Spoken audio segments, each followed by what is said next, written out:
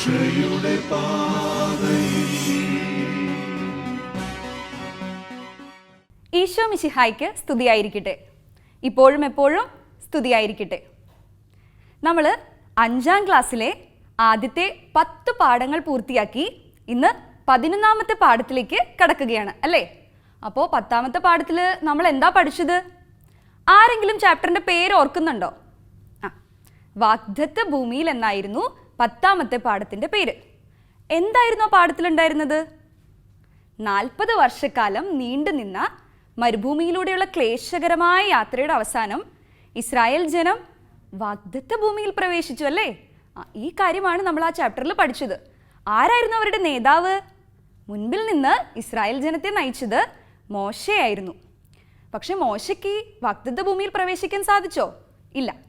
മോശയ്ക്ക് ദൂരെ നിന്ന് ആ സ്ഥലം ഒന്ന് നോക്കിക്കാണാൻ മാത്രമേ അനുവാദം ലഭിച്ചുള്ളൂ. ഇസ്രായേൽ ജനം വാഗ്ദത്ത ഭൂമിയിലേക്ക് എത്തിച്ചേരുന്നതിന് മുൻപേ തന്നെ മോശ മരിച്ചു. പിന്നീട് ഇസ്രായേൽ ജനത്തിനെ ആരാ നയിച്ചത്? ജോഷ്വായുടെ നേതൃത്വത്തിൽ അങ്ങനെ നമ്മുടെ ഇസ്രായേൽ ജനം വാഗ്ദത്ത ഭൂമിയിലേക്ക് പ്രവേശിച്ചു. അപ്പോൾ ഇതായിരുന്നു നമ്മൾ 10ാമത്തെ പാഠത്തിൽ പഠിച്ചത്. ഇന്ന് നമ്മൾ 11ാമത്തെ പാഠത്തിലേക്ക് കടക്കുകയാണ്.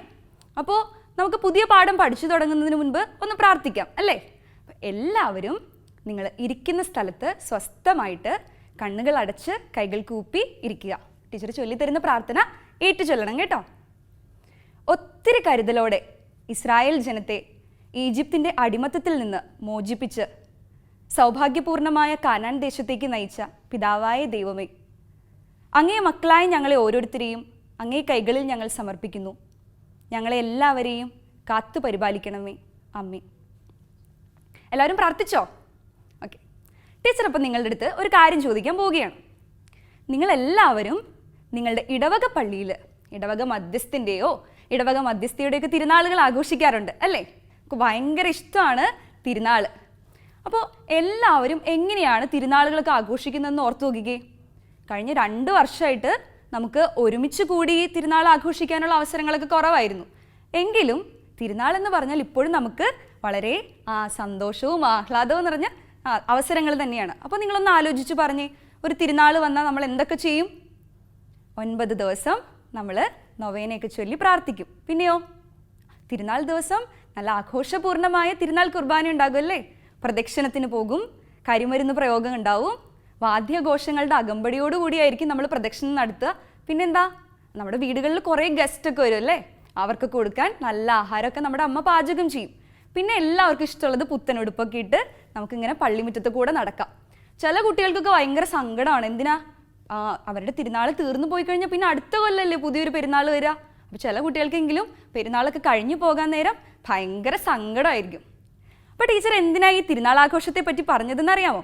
അപ്പോൾ ഇന്നത്തെ ക്ലാസ്സിൽ നമ്മൾ പഠിക്കാൻ പോകുന്നത് ഇസ്രായേൽക്കാർ ആഘോഷിച്ചിരുന്ന ചില തിരുനാളുകളെ പറ്റിയാണ്. അപ്പോൾ 5ാം ക്ലാസ്സിലെ 11ാമത്തെ പാഠം എന്താണ്? ഇസ്രായേലിൻ്റെ തിരുനാളുകൾ. ഈജിപ്തിൻ്റെ അടിമത്തത്തിൽ വളരെ സങ്കടപൂർണ്ണമായിട്ടാണ് നമ്മുടെ ഇസ്രായേൽക്കാർ ജീവിച്ചിരുന്നത് അല്ലേ? അപ്പോൾ അവരുടെ കഷ്ടപ്പാടുകൾ മുഴുവൻ പിതാവായ ദൈവം കണ്ടു. അവരെ മോചിപ്പിക്കാനായിട്ട് അവിടുന്ന് തിരുമനസ്സായി. അങ്ങനെ എന്തു ചെയ്തു? മോശയുടെ നേതൃത്വത്തിൽ ഇസ്രായേൽക്കാരെ അവിടെ നിന്ന് മോചിപ്പിച്ചു. അപ്പോൾ ദൈവമാണ് അവർക്ക് വേണ്ടി ഇക്കാര്യങ്ങളെല്ലാം ചെയ്തതെന്ന് ഇസ്രായേൽ ജനത്തിന് നല്ല ബോധ്യമുണ്ടായിരുന്നു. അതുകൊണ്ട് ദൈവം അവർക്ക് വേണ്ടി ചെയ്ത വലിയ കാര്യങ്ങളെപ്പറ്റി ഓർക്കാനും അതിന് നന്ദി പറയാനും ഇനി എന്തെങ്കിലും കുഞ്ഞു കുഞ്ഞു തെറ്റുകൾ ചെയ്തു പോയിട്ടുണ്ടെങ്കിൽ അതിനൊക്കെ മാപ്പപേക്ഷിക്കാനും വേണ്ടിയിട്ടാണ് ഇസ്രായേൽക്കാർ തിരുനാളുകൾ ആഘോഷിച്ചിരുന്നത്. അപ്പോൾ ഒന്നുകൂടെ പറയാമോ, എന്തിനാണ് ഇസ്രായേൽക്കാർ തിരുനാളുകൾ ആഘോഷിച്ചിരുന്നത്? ദൈവം തങ്ങൾക്ക് വേണ്ടി ചെയ്ത വലിയ കാര്യങ്ങളെപ്പറ്റി ഓർക്കാനും അതിന് നന്ദി പറയാനും, പിന്നെയോ കുഞ്ഞു കുഞ്ഞു തെറ്റുകൾ ചെയ്തു പോയിട്ടുണ്ടെങ്കിൽ അതിന് മാപ്പ് പറയാനും വേണ്ടിയിട്ടാണ് ഇസ്രായേൽക്കാർ തിരുനാളുകൾ ആഘോഷിച്ചിരുന്നത്. ഓക്കെ. അപ്പോൾ ഇസ്രായേൽക്കാരുടെ ജീവിതത്തിൽ അവർ ആഴ്ചതോറും സാബത്ത് ആചരിച്ചിരുന്നു. അത് നമുക്ക് എല്ലാവർക്കും അറിയാമല്ലേ? അവർ ആഴ്ചതോറും സാബത്ത് ആചരിച്ചിരുന്നു. ഈ സാബത്ത് ആചരണത്തിന് പുറമെയാണ് ഇസ്രായേൽക്കാർ ഈ തിരുനാളുകളെല്ലാം ആഘോഷിച്ചിരുന്നത് കേട്ടോ. അപ്പോൾ അവർക്ക് രക്ഷാകര സംഭവത്തെ പറ്റിയൊക്കെ ഓർക്കാനും അതിൽ നിന്ന് ചൈതന്യം ഉൾക്കൊണ്ട് നല്ല ജീവിതം നയിക്കാനും വേണ്ടിയിട്ട് അവരെ ഹെൽപ്പ് ചെയ്യുന്ന കാര്യങ്ങളായിരുന്നു ഈ തിരുനാളുകളെല്ലാം. നമ്മളെപ്പോലെ തന്നെയാണ് ഇസ്രായേൽക്കാരും തിരുനാളുകൾ ആഘോഷിച്ചിരുന്നത്. എങ്ങനെ? വാദ്യഘോഷങ്ങളൊക്കെ മുഴക്കി, കാഹളനാദം മുഴക്കി ആ ദൈവത്തിന് ബലികളും കാഴ്ചകളും സമർപ്പിച്ചുകൊണ്ടാണ് ഇസ്രായേൽക്കാർ തിരുനാളുകൾ ആഘോഷിച്ചിരുന്നത്. അപ്പം നമുക്ക് ഇസ്രായേൽക്കാരുടെ ഓരോരോ തിരുനാളുകളെ പറ്റി പഠിക്കാം. ഓക്കെ, ഒന്നാമത്തേത് പുളിപ്പില്ലാത്ത അപ്പത്തിൻ്റെ തിരുനാൾ. വിളവെടുപ്പിൻ്റെ ആരംഭത്തിൽ ഇസ്രായേൽക്കാർ ദൈവത്തിന് നന്ദി പറയാൻ വേണ്ടി അർപ്പിച്ചിരുന്ന തിരുനാളാണ് പുളിപ്പില്ലാത്ത അപ്പത്തിൻ്റെ തിരുനാൾ. എപ്പോഴാണ് ഇത് ആഘോഷിച്ചിരുന്നത്? ആ നല്ല വിളവൊക്കെ കിട്ടിക്കഴിയുമ്പോൾ നല്ല സന്തോഷമാവും അല്ലേ? അപ്പോൾ ദൈവത്തിന് നന്ദി പറയണ്ടേ? അപ്പോഴാണ് അവർ പുളിപ്പില്ലാത്ത അപ്പത്തിൻ്റെ തിരുനാൾ ആഘോഷിച്ചിരുന്നത്. അപ്പോൾ പുതിയ ആ ധാന്യത്തിൽ നിന്ന് ഉണ്ടാക്കിയെടുക്കുന്ന മാവ് കൊണ്ട് പുളിപ്പില്ലാത്ത അപ്പം ചുട്ട് അവർ ഭക്ഷിച്ചിരുന്നു. ഒരു 7 ദിവസം നീണ്ടു നിൽക്കുന്ന ആഘോഷമായിരുന്നു പുളിപ്പില്ലാത്ത അപ്പത്തിൻ്റെ തിരുനാൾ. ഇത് പെസഹ തിരുനാളിൻ്റെ തൊട്ട് പിറ്റേ ദിവസമാണ് ഇസ്രായേൽക്കാർ ആഘോഷിച്ചിരുന്നത്. പക്ഷെ കുറേ കഴിഞ്ഞപ്പോൾ എന്ത് സംഭവിച്ചു? പെസഹ തിരുനാളും പുളിപ്പില്ലാത്ത അപ്പത്തിൻ്റെ തിരുനാളും കൂടി ഒരുമിച്ച് ഒറ്റ ആഘോഷമായിട്ട് മാറി. ടീച്ചർ ഒരു ക്വസ്റ്റ്യൻ ചോദിക്കട്ടെ, എത്ര ദിവസമായിരുന്നു പുളിപ്പില്ലാത്ത അപ്പത്തിൻ്റെ തിരുനാൾ? 7 ദിവസമായിരുന്നു അവർ ആ തിരുനാൾ ആഘോഷിച്ചിരുന്നത്. എന്തിനു വേണ്ടിയായിരുന്നു ആ തിരുനാൾ ആഘോഷം? ദൈവം അവർക്ക് നൽകിയ നല്ല വിളവിനെ ഓർത്ത് നന്ദി പറയാൻ വേണ്ടി അവർ ആഘോഷിച്ചിരുന്നതാണ് പുളിപ്പില്ലാത്ത അപ്പത്തിൻ്റെ തിരുനാൾ. മനസ്സിലായോ? ഓക്കെ, അപ്പോൾ ഇനി നമ്മൾ അടുത്ത തിരുനാളിനെ പറ്റിയാണ് പഠിക്കാൻ പോകുന്നത്. ഏറ്റവും പ്രധാനപ്പെട്ട ഇസ്രായേൽക്കാരുടെ ജീവിതത്തിൽ ഏറ്റവും പ്രധാനപ്പെട്ട ഒരു തിരുനാളാണിത്. അതേതാണെന്നറിയാമോ? പെസഹ തിരുനാൾ. അപ്പോൾ പെസഹ തിരുനാളിനെ കുറിച്ച് നമുക്ക് പഠിക്കാം. ഇസ്രായേൽക്കാർ ഈജിപ്തിൽ അടിമകളായിട്ട് കഴിഞ്ഞിരുന്നവരാണെന്നും അവരെ ദൈവം അവിടെ നിന്ന് രക്ഷാകരമായി മോചിപ്പിച്ച് കാനാൻ ദേശത്തിലേക്ക് നയിച്ചു എന്നും അവർ ഓർമ്മിക്കുന്നതിന് വേണ്ടിയിട്ടാണ് പെസഹ തിരുനാൾ ആഘോഷിച്ചിരുന്നത്. അപ്പോൾ അവർ ഈജിപ്തിൽ നിന്ന് പുറപ്പെട്ട് 2-ാം വർഷം 1-ാം മാസം പിതാവായ ദൈവം മോശയെ വിളിച്ച് ഇപ്രകാരം പറഞ്ഞു: ഇസ്രായേൽ ജനം നിശ്ചിത സമയത്ത് തന്നെ പെസഹ ആഘോഷിക്കണം. ഈ മാസം 14-ാം ദിവസം വൈകുന്നേരം എല്ലാ നിയമങ്ങളും ചട്ടങ്ങളും അനുസരിച്ച് നിങ്ങൾ പെസഹ ആചരിക്കണം. അപ്പോൾ മോശ കർത്താവ് പറഞ്ഞ ഈ വിവരം ഇസ്രായേൽക്കാരെ അറിയിച്ചു.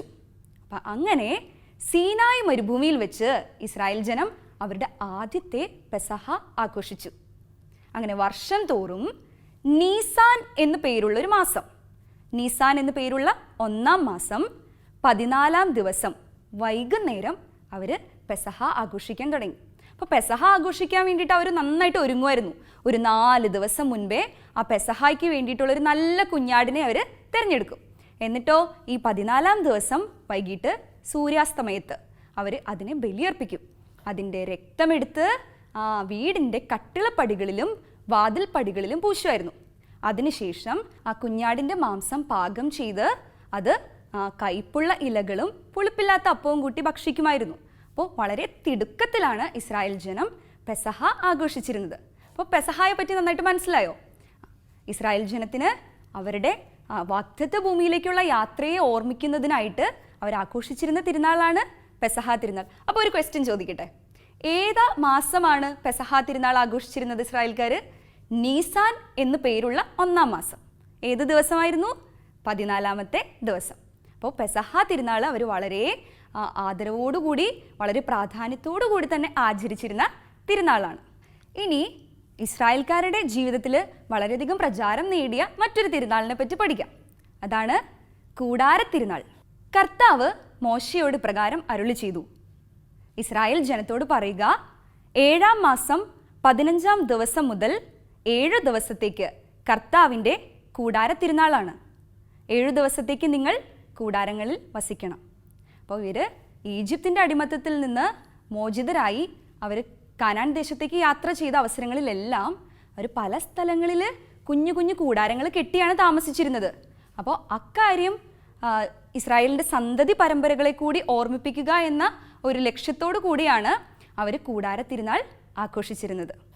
അപ്പോൾ കൂടാര തിരുനാൾ അവർ വളരെ സന്തോഷത്തോടെ ഈന്തപ്പനയോലകളും വൃക്ഷങ്ങളുടെ ശാഖകളൊക്കെ കയ്യിലേന്തി സന്തോഷമായിട്ടാണ് അവർ കൂടാര തിരുനാൾ ആഘോഷിച്ചിരുന്നത്. ഇസ്രായേലിലുള്ള കുടുംബാംഗങ്ങളും ഇസ്രായേൽക്കാരുടെ മക്കളും പിന്നെ വിദേശികളായ വ്യക്തികളും പിന്നെ അനാഥരും വിധവകളും എല്ലാം ഒരുമിച്ച് അവർ കൂടാര തിരുനാൾ ആഘോഷിച്ചു. ഇതും ഒരു വിളവെടുപ്പിൻ്റെ ഉത്സവം കൂടിയായിരുന്നു കേട്ടോ. വർഷാവസാനം അവർ ശേഖരിക്കുന്ന വിളവെല്ലാം ദൈവത്തിന് കാഴ്ച അർപ്പിക്കാൻ വേണ്ടി അവർ ഈ അവസരം പ്രയോജനപ്പെടുത്തുമായിരുന്നു. ഇത് മാത്രമല്ല, തങ്ങളെ സംരക്ഷിക്കുന്ന ദൈവത്തിലുള്ള വിശ്വാസം ഏറ്റുപറയാൻ വേണ്ടി ഇസ്രായേൽക്കാരുടെ ഉപയോഗപ്പെടുത്തിയിരുന്ന ഒരു അവസരം കൂടിയായിരുന്നു കൂടാരത്തിരുന്നാൾ. അപ്പോൾ വിളവെടുപ്പ് കാലത്ത് അവർ കുഞ്ഞു കുഞ്ഞു കൂടാരങ്ങൾ ഉണ്ടാക്കി അതിൽ താമസിച്ചുകൊണ്ടാണ് കൂടാരത്തിരുന്നാൾ ആഘോഷിച്ചത്. കൂടാരത്തിരുന്നാളിനെ പറ്റി നിങ്ങൾക്ക് മനസ്സിലായില്ലേ? ഇനി നമ്മൾ പഠിക്കാൻ പോകുന്നത് പന്തക്കുസ്ത തിരുനാളിനെ പറ്റിയിട്ടാണ്. എന്താ പന്തക്കുസ്ത എന്ന വാക്കിൻ്റെ അർത്ഥം? 50-ാം ദിവസം എന്നാണ് പന്തക്കുസ്ത എന്ന വാക്കിൻ്റെ അർത്ഥം. ഈ പന്തക്കുസ്ത തിരുനാളിന് മറ്റു ചില പേരുകൾ കൂടിയുണ്ട്. ഏതൊക്കെയാണ്? ഒന്നാമത്തേത് വിളവെടുപ്പിൻ്റെ തിരുനാൾ, ആഴ്ചകളുടെ തിരുനാൾ, ആദ്യ ഫലങ്ങളുടെ തിരുനാൾ. അപ്പോൾ ഈ 3 പേരിലും പന്തക്കുസ്ത തിരുനാൾ അറിയപ്പെടുന്നുണ്ട്. നമ്മളുടെ വിളവെടുപ്പ് തുടങ്ങി 50-ാമത്തെ ദിവസം അന്നാണ് ഇസ്രായേൽക്കാർ പന്തക്കുസ്ത തിരുനാൾ ആഘോഷിച്ചിരുന്നത്. അപ്പോൾ അവർ സമൂഹത്തിൽ അവഗണിക്കപ്പെട്ടിരുന്നവരെന്ന് കരുതുന്ന ഒരു വിഭാഗം ആളുകളൊക്കെ ഉണ്ടായിരുന്നു. അവരെയൊക്കെ കൂടെ ഉൾക്കൊള്ളിച്ചുകൊണ്ടാണ് പന്തക്കുസ്ത തിരുനാൾ ആഘോഷിച്ചിരുന്നത്. ഇനി നമ്മൾ പഠിക്കാൻ പോകുന്നത് പാപപരിഹാര ദിനത്തെ പറ്റിയിട്ടാണ്. പാപപരിഹാര ദിനം.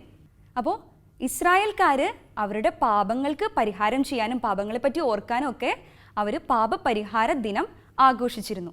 യോം കിപ്പൂർ എന്ന ഹീബ്രു പദം ഉപയോഗിച്ചിട്ടാണ് അവർ പാപപരിഹാര ദിനത്തെ വിശേഷിപ്പിച്ചിരുന്നത്. നമ്മുടെ കർത്താവിൻ്റെ പരിശുദ്ധിയും ഇസ്രായേൽ ജനത്തിൻ്റെ പാപകരമായ അവസ്ഥയും സൂചിപ്പിക്കുന്നതിന് വേണ്ടിയിട്ടാണ് അവർ ഈ പദം ഉപയോഗിച്ചത്. അപ്പോൾ ഇസ്രായേൽക്കാർ തമ്മിൽ അനുരഞ്ജനപ്പെടാനും ചെയ്തു പോയ ചെറിയ തെറ്റുകൾക്ക് മാപ്പപേക്ഷിക്കാനുമുള്ള ഒരു അവസരമായിട്ട് ഈ തിരുനാളിനെ കണ്ടിരുന്നു. അപ്പോൾ നമ്മൾ 5 തിരുനാളുകളെ പറ്റി പഠിച്ചു കഴിഞ്ഞല്ലേ?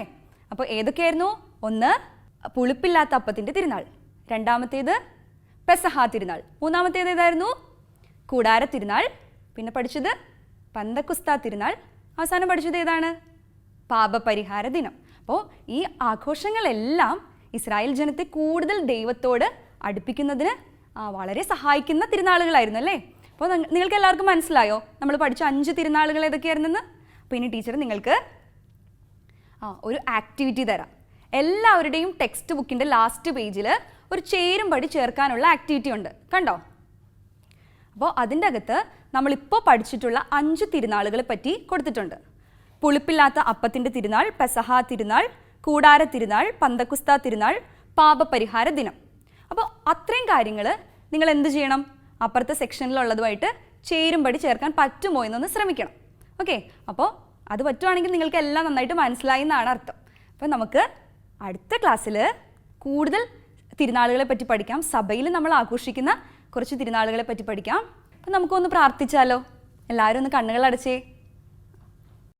ഇസ്രായേൽക്കാർ അവരുടെ തിരുനാളുകളിലൂടെ കർത്താവിലേക്ക് കൂടുതൽ അടുത്തതുപോലെ നമ്മളുടെ കുഞ്ഞു കുഞ്ഞു തിരുനാളുകളും നമ്മുടെ ആത്മീയ ജീവിതത്തിലേക്ക് കൂടുതൽ അടുപ്പിക്കുന്നതാവണമേ എന്ന് നമുക്ക് പ്രാർത്ഥിക്കാം. ഈശോ മിശിഹായ്ക്ക് സ്തുതിയായിരിക്കട്ടെ.